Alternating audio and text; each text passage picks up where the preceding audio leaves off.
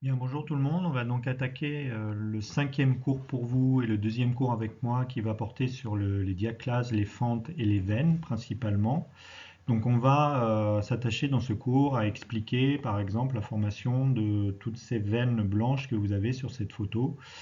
Pourquoi elles ont par exemple cette organisation un peu particulière en parallèle, de manière un peu décalée.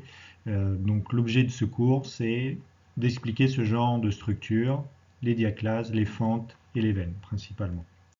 Donc le cours va être organisé avec un certain nombre de points.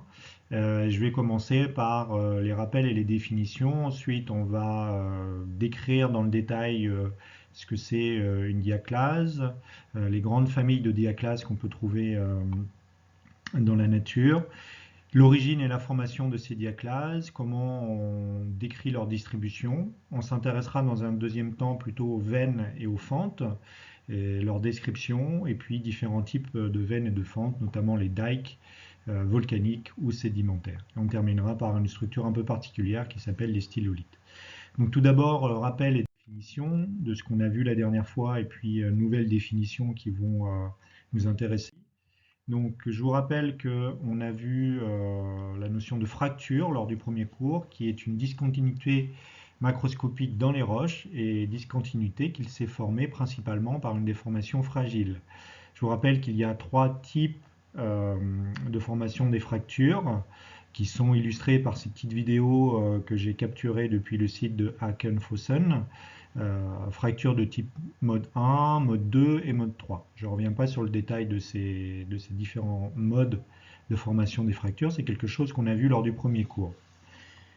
Je vous rappelle également que les failles, c'est un type de fracture, mais c'est un type de fracture cisaillante, c'est-à-dire plutôt mode 2 ou mode 3, et qui implique au minimum 0,5 mm de déplacement.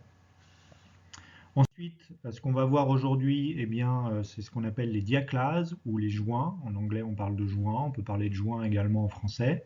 Donc, qu'est-ce que c'est une diaclase? Qu'est-ce que c'est un joint? C'est une fracture qui est souvent organisée en ensemble parallèle et qui ne montre pas de traces ou très peu de traces de mouvement. On peut distinguer également en termes de vocabulaire ce qu'on appelle les fentes, qui sont des fractures avec une ouverture et un remplissage par du matériel secondaire, par des cristallisations secondaires.